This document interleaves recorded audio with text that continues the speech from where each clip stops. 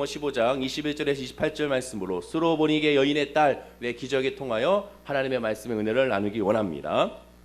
예수님의 40번의 기적 중에서 이제 어느덧 20번째 기적을 우리가 맞이하게 됐습니다. 이제 곧 반환점을 이제 돌게 되는 것이죠. 지금까지 예수님의 기적을 첫 번째부터 19번째까지의 기적을 보면서 우리가 알 수 있는 것은 결국 그 기적을 통하여 예수님도 말씀하셨지만 예수는 누구신가?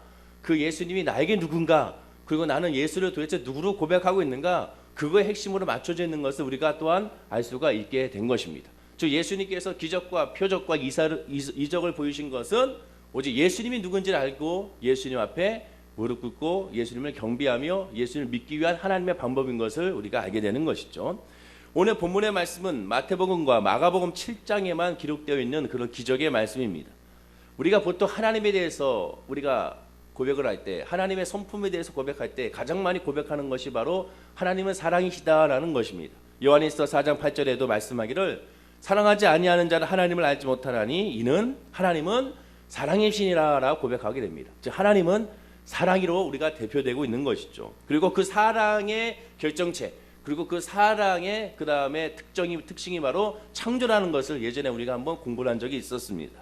그리고 그 사랑의 끝판에 나갈 수 있는 것이 예수 그리스도의 십자가의 보혈이고 십자가의 고난이고 십자가의 부활인 것을 우리가 알게 되는 것이죠. 그런데 오늘 본문에 보면 그 따뜻하고 사랑이 넘치는 그런 하나님 예수 그리스도의 그런 인자하신 모습이 오늘 본문에서는 발견될 수 없는 것을 우리가 보게 됩니다. 따뜻한 사랑의 모습이 아닌 차갑고 사랑이 없어 보이는 모습이 오늘 본문을 우리가 읽으면서 우리가 마주하게 되는 것이죠. 그렇다면 오늘 본문의 내용을 우리가 살펴보면서 과연 예수님은 사랑이 있으신지 사랑이 없으신지 정말로 차갑게 대하신 것인지 아닌지를 우리가 한번 살펴보기 원합니다. 예수님께서 오늘 본문을 봤더니 두로와 시돈 지방으로 들어가셨습니다. 두로와 시돈 지방이 뭐 복잡하게 따질 거 없이 지금 우리가 서울에 살고 있으니까 월계동에 살고 있으니까 여기서 파주 정도 가는 거리 정도에 있는 그런 지역이다라고 생각하시면 좋을 것 같습니다. 그리고 그곳은 이방 지역인 것을 보게 되는 것이죠. 이 두로와 시돈 지방으로 예수님께서는 들어가시게 됐습니다. 같은 기적의 말씀이 마가복음 7장 24절에 보면 예수께서 일어나서 거기를 떠나 두로 지방으로 가서 한 집에 들어가시니 아무도 모르게 하시려 하나 숨길 수가 없더라라고 말씀하게 됩니다. 즉 예수님이 이 지방으로 가셨을 때 마태복음은 그냥 가셨지만 마가복음엔 한 집에 아무도 모르게 쉬쉬로 들어가신 것을 보게 됩니다. 그러나 사람들이 워낙 많기 때문에 사람들의 주변이 그 집에 둘러싸일 수밖에 없음을 우리가 보게 되는 것이죠. 아무도 모르게 들어갈 수가 없었던 것입니다. 그런데 집 안에 계실 때 밖에서 소리가 나기 시작하더니 한 여인이 집 안으로 들어오게 되는 것입니다. 자, 그런데 그 여인이 들어왔을 때 예수님의 반응이 어땠습니까? 우리가 본문을 읽었지만 예수님은 이 가나안 여인을 향하여 이방 여인을 향하여 아주 쌀쌀맞게 되어 있고 또는 귀찮은 듯이 그녀와 대화를 하다가 마지못해 그녀의 요청을 수락해주는 그런 모습을 보이는 것 같은 그러한 모습을 우리가 성경에서 알 수가 있습니다. 그러다가 마지막에 가서는 갑자기 본문 28절에 여자여 내 믿음이 크도다 내 소원대로 되리라 라고 칭찬해 주시고 치유해 주시는 것을 우리가 보게 되는 것입니다. 왠지 예수님이 변덕스럽게 느껴지고 우리가 알고 있는 하나님, 우리가 알고 있는 예수님의 모습이 없는 것 같습니다. 수고하고 무거운 짐진 자들아 다 내게로 오라 라고 분명히 예수님이 말씀하시고 어린아이도 외면치 아니하시고 늘 품으시고 기쁨으로 맞이하셨으며 각세병 걸린 자를 일일이 한 사람 한 사람을 해질녘에 안수하시면서까지 사랑하시고 품으시고 또한 그들을 돌려보내지 아니하신 분이 바로 이 예수님인데 이 여인에 대해서는 결국 그렇지 않은 것을 우리가 보게 되는 것입니다. 그렇다면 예수님이 이 가나안 여인의 믿음을 시험해 보려고 일부러 그렇게 하신 것인가? 이 여인이 포기하지 않고 끝까지 또한 매달렸기 때문에 응답을 받은 것인가? 끝까지 매달리지 않았다면 이 여인은 응답을 받지 못한 것인가? 또 나아가 예수님께서 내 소원대로 되리라 라고 하셨으니 결국 소원을 붙들고 끝까지 불태진으로 주십시오 치유하십시오 라고 기도하게 되면 끈질기게 기도하며 결국 하나님은 들어주시고 그 들어주시니까 오늘 말씀처럼 이 여인처럼 우리가 하나님 앞에 이 새벽에 끈질기게 하나님께 기도해야 된다는 것을 강조하는 말씀이 오늘 본문의 말씀입니까? 물론 원칙적으로 하자가 없는 말씀일 것입니다. 그러나 그렇게만 해석한다면 부족한 감이 없지 않아 있게 되는 것이죠. 도무지 알 수 없는 것은 도무지 깨닫지 못하는 것은 이해가 안 되는 것은 마음 가운데 아멘이 안 나오는 것은 그럴 수가 없다는 것을 우리가 스스로도 알고 있기 때문에 그렇습니다. 만약에 끝까지 포기하지 않고 강구하는 것이 바로 큰 믿음이라면 이 여인에게 향한 예수님의 칭찬의 큰 믿음이라면 새벽마다 1000일 아니 2000일 3000일 계속 기도하면 하나님께서 응답을 해 주셔야 되는 것입니다. 어떠한 위중한 문제나 환난도 다 해결돼야 되는 것입니다. 또한 그렇게 되면 의지력과 인내심과 끈질김이 결국 기도의 응답의 비결이 되는 것이지 다른 것은 없게 되는 것을 보게 되는 것이죠. 버텨라, 그럼 응답하신다. 끈질기게 구하라, 그럼 응답하신다. 라는 논리가 성립될 수밖에 없게 되는 것입니다. 그러나 우리는 알지 않습니까? 모든 것은 다 하나님의 뜻 안에 있음을 우리가 알게 됩니다. 모든 응답은 결국 우리의 뜻대로 응답되는 것이 아니라 하나님의 뜻대로 응답받는 것이고 하나님의 계획대로 응답받는 것이며 하나님의 섭리 안에 응답받는 것이지 우리가 하나님 앞에 떼쓴다고 해서 우리가 원하는 방식으로 응답받는 것이 기도고 그것이 간구고 그것이 하나님의 소망이고 그것이 은혜가 아니라는 것을 우리가 이제 알게 된 것을 우리가 보게 됩니다. 그러나 분명히 우리가 오해를 말해야 될 것은 성도라면 무엇이든지 기도해야 되고 또 끝까지 기도해야 됩니다. 그러나 그 기도의 응답은 하나님의 손에 맡기기 위하여 우리가 끈질기 기도하는 것이지 하나님의 뜻을 알고 하나님의 계획을 알고 하나님께 온전하게 드려지기 위하여 우리가 끈질기 기도하고 작정 기도하고 금식으로 기도하는 것이지 단지 그 문제 하나 때문에 기도하는 것이 아니라 그 문제를 통한 하나님의 계획과 섭리 안에서 이루어지게 해달라고 기도하는 것이 진정한 기도인 것을 우리가 알게 되는 것입니다. 그래서 우리는 다시 한번 이 성경 말씀을 묵상해 봐야 됩니다. 과연 본문에서 말씀하고 있는 하나님의 뜻이 무엇인가? 예수님의 의도가 무엇인가? 그것을 우리가 성경을 통하여 찾아봐야 되는 것이죠. 오늘 본문을 통해 봤을 때 예수님과 이 가나안 여인 사이에는 3번의 반응을 보이고 3번의 질문이 들어가며 3번의 답변이 이루어진 것을 보게 됩니다. 그것도 의도적으로 마태복음의 기록자가 기록한 것을 우리가 보게 되는 것이죠. 자, 그렇다면 3번의 반응 중에서 우리 첫 번째 반응을 한번 살펴보겠습니다. 예수님의 첫 번째 반응은 22절에서 나오는데 여인이 귀신 들린 딸을 고쳐달라고 다가오자 23절에 보면 예수님은 어떻게 하시느냐? 한 말씀도 하지 않으셨습니다. 23절 시작의 말씀을 보면 예수는 한 말씀도 대답하지 아니하시니라고 말씀하게 됩니다. 의도적으로 이렇게 말씀하신 겁니다. 의도적으로 이렇게 기록하고 있는 것을 보게 됩니다. 보통 때 같았으면 예수님께 다가오는 자에게 예수님께서는 불쌍히 여기시거나 궁히 여기시거나 눈물을 흘리시거나 그 사람에 대해서 안타깝게 여기실 터인데 이 여인에 대해서는 단 한 말씀도 하지 않으셨다고 성경은 말씀하고 있습니다. 즉 이방 여인에 대한 예수님의 첫 번째 반응은 무엇입니까? 바로 침묵입니다. 아무런 대답을 하지 않는 것입니다. 기록에는 없지만 예수님이 묵묵부답으로 침묵하시자 아마 이 여인은 더 다급했을 것입니다. 그래서 계속 소리치며 따라온 것 같습니다. 계속 소리치며 부르짖은 것 같습니다. 그 증거가 바로 23절인데 우리 23절 말씀을 한번 읽어보겠습니다. 시작. 예수는 한 말씀도 대답하지 아니하시니 제자들이 와서 청하여 말하되 그를 보내소서. 이 이방 여자가 자꾸 귀찮게 따라오고 자꾸 귀찮게 내 딸을 구해달라고 쫓아내달라고 보채자 그 제자들이 이 사람을 보내달라고 얘기하는 것을 보게 됩니다. 이 말을 듣는 이 여인은 얼마나 속상하고 미웠겠습니까? 그런데 예수님의 반응은 묵묵부답이었습니다. 자, 그러자 예수님은 이 여인이 계속 쫓아오고 제자들마저도 이 여인을 보내십시오라는 말을 듣는 순간 두 번째 반응을 보이십니다. 그것이 바로 본문 24절 말씀입니다. 우리 24절 말씀을 읽어보겠습니다. 시작. 예수께서 대답하여 이르시되 나는 이스라엘의 집에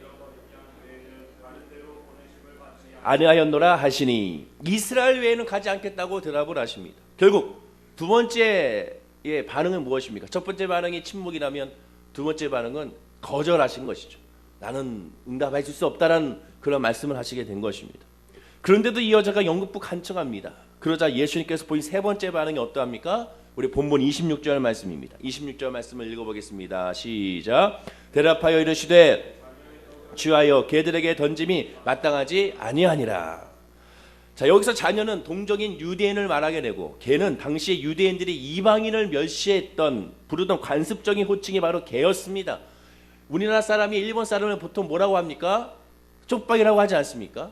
또한 중국 사람은 떼놈이라고 하지 않습니까? 마찬가지로 유대인들이 이방 사람들 향하여 보통 관습적으로 표현하는 표현이 바로 이 개라는 표현을 사용했습니다. 그러니까 지금 이렇게 예수님께서 하시는 이 말 자체가 관습적인 유대인들의 통상적인 언어를 사용하셨다는 것을 우리가 이해를 하고 성경을 봐야 됩니다. 내 떡을 유대인에게 줘도 모자랄 판인데 개 같은 너희에게 돌아갈 것이 없다고 예수님은 말씀하신 것이죠. 즉 예수님의 세 번째 반응은 무엇이냐? 모욕적인 말을 예수님은 이 여인에게 하신 것을 보게 됩니다. 자, 이렇게 예수님의 반응을 정리하게 되면 첫째는 침묵하시고 두 번째는 거절하시고 마지막 세 번째는 모욕을 주신 것을 보게 됩니다. 보통의 여자 같았으면, 보통의 우리 아주머니들 같았으면, 죄송합니다. 보통의 아주머니를 하면 안 되죠. 보통의 우리가 일반적인 상식에 있는 사람들이 같았으면 화를 낼 수밖에 없는 것을 보게 됩니다. 자존심이 상하니까 그렇죠. 그 자리에서 저 같았으면 주먹으로 그냥 그래 너나 잘 먹고 잘 살아라고 주먹으로 한 대 냅대 치지도 모르겠습니다. 대부분 사람들이 그 정도까지 모욕을 당하고 그 정도까지 거절을 당하고 주변 사람들마저도 그렇게까지 말을 한다면 당연히 화가 날 수밖에 없는 것입니다. 그런데 이 여인을 보십시오. 본문 27절 말씀인데 다 같이 27절 말씀을 읽겠습니다. 시작. 여자가 이르되 주여 올소이다마는 개도도 제 주인의 상에서 떨어지는 부스러기를 먹나이다 하니 이 인연은 개도 주인의 상에서 떨어지는 부스러기를 받아서 먹겠다고 말하게 됩니다. 제발 나에게도 그 부스러기를 달라고 고백하게 되는 것이죠. 우리가 마땅히 본받아야 될 대단한 믿음입니다. 그런데요, 이렇게 열심히 정성을 들이고 열심을 다하고 감복하고 있는 그런 모습을 통하여 이것이 큰 믿음이라고 예수님께서 칭찬하신 것인가? 그래, 끝까지 무슨 말을 하더라도 어떠한 반응을 보이더라도 끝까지 예수님 앞에 붙들고 예수님 앞에 붙잡혀서 열심히 기도하며 간구하며 되는 것이니 이것이 큰 믿음이니 이렇게 해야 된다고 말씀하신 것인가? 사실 그것이 아닙니다. 다시 강조하지만 예수님은 보십시오. 병 주고 약 주는 그런 분이 아닙니다.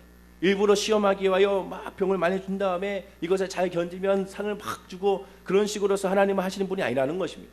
당연히 성도는 포기하지 말아야 되고 성도가 포기하지 말아야 될 이유는 하나님이 성도를 포기하지 않기 때문에 그렇습니다. 하나님이 모든 것을 다 아시기 때문에 그렇죠. 오늘 본문을 해석하는 데 있어서 이 여인의 이 겉으로 보이는 이런 행동 하나하나 이 자체만으로만 판단하는 것이 아니라 전체적인 그런 상황을 통하여 하나님께서 왜 이렇게 하셨는지를 판단해야 됩니다. 따라서 오늘 본문을 통하여 예수님께서 말씀하신 그 의도를 본문을 통하여 우리가 해석을 해야 되는 것이죠. 그러면 본문을 통하여 해석할 수 있는 가장 키포인트는 바로 무엇일까? 오늘 해석의 열쇠는 바로 본문 23절 말씀에 있습니다. 우리 23절 말씀이 중요하니까 23절 말씀을 다시 한번 큰 소리로 한번 읽어보겠습니다. 자, 시작. 예수는 한 말씀도 대답하지 아니하시니 제자들이 와서 청하여 말하되 그 여자가 우리 뒤에서 소리를 지르오니 그를 보내소서. 제자들이 막 귀찮게 구는 이 여인을 향하여 뭐라고 얘기합니까? 그를 보내주소. 그녀를 보내십시오. 그녀가 계속 우리를 귀찮게 합니다. 예수님을 귀찮게 하니 얼른 보내십시오라고 그들이 말하게 되는 것을 보게 됩니다.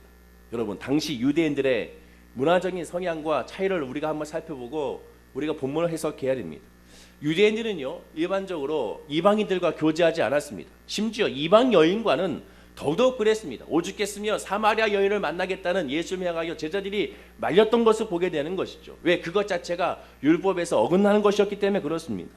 제자들이 그런 말을 한 것이나 또 이 말을 들은 예수님이 침묵으로 일반한 것이나 또한 그것에 대해서 예수님께서 이 여인에 대해서 개라고 말을 하면서 거절하고 모욕을 준 것이나 지금 우리가 성경을 봤을 때는 너무하시다, 하나님 너무하다, 어떻게 예수 이럴 수가 있느냐라고 생각할지 모르지만 당시 상황으로 봤을 때, 당시의 상황에서 우리가 들어갔을 때 그 상황에서 예수님이 하신 행동과 예수님이 하시는 말씀과 예수님이 했던 모든 반응들은 그 유대인들이 봤을 때는 다 정상적인 반응이었다는 것입니다. 그것이 이상한 것이 없다라는 것이죠. 현장에 있던 누구도 그것을 이상하게 여기지 아니하고 현장에 있던 누구도 예수님이 사랑이 없다, 예수님이 어떻게 이럴 수 있느냐라고 생각하지 않는다는 것입니다. 우리가 봤을 때야 모욕이고 우리가 봤을 때야 거절이고 우리가 봤을 때야 이럴 수 있느냐를 할지 모르지만 당시 이스라엘 백성들과 유대인들 입장에서는 당연한 것이고 그렇게 해야 되는 것이고 그런 말은 옳은 것이라고 그들은 생각하는 것입니다. 예수님의 이러한 모습에 모두들 예수님 왜 저래? 저게 사랑이야 라고 말하지 않았다는 것이죠. 의아한 반응을 유대인들이라면 다 하지 않았다는 것입니다. 그러나 이러한 반응이 잘못됐다고 생각하는 사람이 오늘 현장에 딱 2명이 있었으니 바로 그 사람이 누구냐? 제자가 아니라 예수님과 바로 이 여인이었다는 것입니다. 이 예수님과 이 여인은 이것이 잘못됐다는 것을 알고 있었다는 것이죠. 성경은 참 놀라운 것이 23절 서두에 보면 예수는 한 말씀도 대답하지 아니하시라고 말씀하고 있지만 24절에 보면 갑자기 예수께서 대답하여 이르시되라고 말씀합니다. 본문에는 성경은 의도적으로 대조하고 있습니다. 예수님이 한 말씀도 하지 않았다가 갑자기 예수님께 대답하여 이르시되가 말하는 것은 의도적으로 이것을 대조해서 비교해 보라는 것이죠. 무슨 뜻입니까? 여자가 딸을 고쳐달라고 했을 때는 아무 대꾸를 하지 않았습니다. 그런데 갑자기 제자들이 이 여인을 보내소서라고 예수님께 말을 했을 때 그 제자들의 말에 비로소 예수님이 반응을 보이셨다는 것입니다. 자, 그렇다면 결국 24절의 대답은 이 여인에게 향한 대답이 아니라 제자들의 말에 예수님께서 제자들에게 답을 하신 것입니다. 즉 24절의 이 대답은 여인에게 해당 대답이 아니라 제자들을 향한 예수님의 말씀이고 예수님의 뜻이었다는 것이죠. 예수님께서 이스라엘 외에는 가지 않는다는 그 말을 결국 제자를 향한 답변으로서 그들에게 오히려 물어본 것입니다. 나와 함께 있는 유대인들에게 물어본 것입니다. 주변에 있는 유대인들에게 물어본 것입니다. 이 여인이 아니라 바로 그 사람들에게 물어본 것입니다. 예수님은 제자들의 생각이 잘못됐음을 알려주려고 하신 것이죠. 제자들에게 이렇게 말씀하신 것과 마찬가지입니다. 너희는 내가 유대인만 구원해 주기 위하여 이 땅에 온 걸로 생각하느냐는 것이죠. 내가 이 땅에서 너희들만 생각하고 너희들에게만 배부르게 하며 너희들에게만 구원시키기 위하여 내가 이 땅에 와서 말씀을 전하고 복음을 전하느냐고 제자들에게 물어보고 있는 것입니다. 또한 동시에 여인에게도 이렇게 물어보는 것과 마찬가지입니다.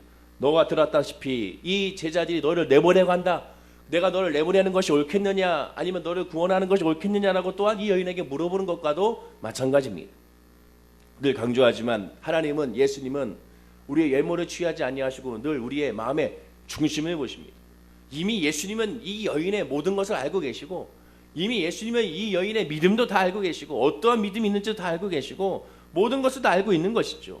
따라서 믿음의 분량이 어느 정도를 다 아시기 때문에 예수님은 이 여인이 들어오는 순간 이 여인의 구원과 이 여인의 모든 것의 선을 다 이미 알고 계셨다는 것입니다. 즉 이 여인이 믿음이 크다는 것을 처음부터 다 알고 계셨고 그에 비해서 제자들의 믿음은 전혀 크지 아니하고 변화가 일어나지 아니하고 충만하지 아니함을 예수님은 아셨던 것입니다.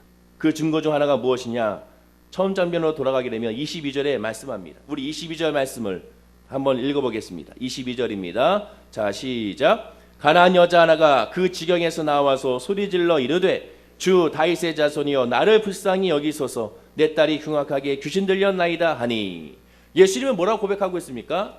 주 다윗의 자손이여라고 고백하고 있다는 것입니다. 여러분 성경 말씀은 그냥 스쳐 지나가면 안 됩니다. 이 여인이 지금 예수님을 향하여 주 다윗의 자손이여라고 외치며 들어오고 있습니다. 이미 이 말 자체에 예수님께서 귀가 열릴 수밖에 없고 마음이 열릴 수밖에 없으며 그 여인을 향하여 사랑과 궁일과 자비를 베풀 수밖에 없는 것입니다. 다윗의 자손은 우리가 지난번에도 계속 말씀 나눈 것처럼 메시아에 대한 유대인들의 별칭입니다. 다윗의 자손이라고 고백한 것은 메시아에게만 고백할 수 있는 그런 별칭이고 메시아에게만 고백할 수 있는 그런 말이라는 것입니다. 예수님의 40번의 기적 중 우리가 오늘 20번째 기적을 나누고 있는데 예수님을 향하여 다윗의 자손이라고 외친 사람은 여태까지 19번째 가운데 딱 2번밖에 없었습니다. 무려 19번째 기적 가운데 2번밖에 예수님의 다윗의 자손 메시아라고 고백하는 사람이 딱 2번밖에 없었다는 것입니다. 첫 번째가 13번째 기적에서 두 장님들이었고 두 번째는 17번째 기적에서 귀신 들려 귀 먹고 억울한 자를 치료했을 때 주변에 있는 이스라엘 백성들이 야, 저 사람은 다윗의 자손이 아니냐라고 그들이 서로 말했던 것이 바로 그 2번째였습니다. 그럼 왜 이 고백이 중요한가? 예수님이 누군지를 아는 것이 가장 중요하기 때문에 그렇습니다. 믿음의 시작은, 신앙의 시작은, 구원의 시작은 예수가 누군지를 알아야 한다는 것입니다. 예수가 누군지 정확히 알았을 때 우리가 구원을 받을 수가 있고 예수가 누군지 정확히 알았을 때 은혜를 받을 수가 있으며 예수가 누군지 정확히 알았을 때 치료함의 역사가 나타나게 되는 것입니다.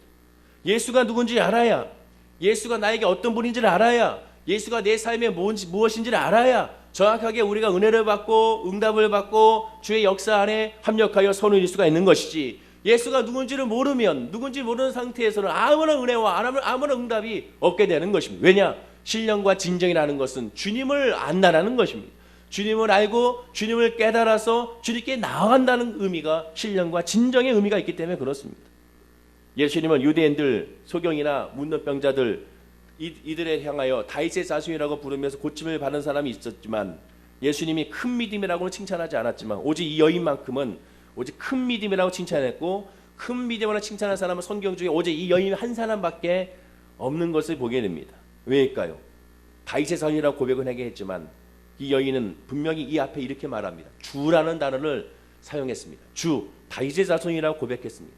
다른 사람들은 병고침을 위하여 다윗의 자손이라고 말했습니다. 그러나 이 사람은 주 다윗의 자손이라고 고백하게 됩니다. 한 걸음 더 나아가 예수님이 자기의 주인이라고 나의 주님이라고 고백하게 되는 것입니다. 자신의 주인이라는 것이죠. 모든 삶의 주관자가 바로 예수 그리스도라고 바로 이 여인이 고백하고 있는 것입니다. 정확하게 예수가 누군지를 알았고 정확히 나의 구원자인 것을 알았고 삶의 주관자인 것을 알았기 때문에 주 다윗의 자손이여라고 고백할 수가 있었던 것입니다. 또 하나의 증거가 무엇이냐? 귀신 들린 딸을 고쳐달라고 하기 전에 나를 불쌍히 여겨달라고 고백했습니다. 주여 다윗의 자손이여 내 딸을 불쌍히 여기사 내 딸을 고쳐주시오 하는 것이 아니라 나를 불쌍히 여기셔서, 즉 하나님과의 관계를 이 여인이 고백을 하고 있고 요구하고 있는 것입니다. 자기 자신을 예수님 앞에 다 내려놓고 하나님께만 의지하고 주님 앞에만 나가게 되는 것이죠. 그럼에도 불구하고 예수님은 개 즉 이방 여인에게 나눠줄 떡이 없다고 모욕을 했습니다. 이에 대한 여인의 반응이 어떻게 했습니까? 자신을 개의 신분으로 낮추고 스스로 낮추면서 개도 주인의 상에서 떨어지는 부스러기를 받아먹는다고 했습니다. 중동에서는 당시나 지금이나 미리 구운 떡을 손으로 떼어서 먹는다고 하죠.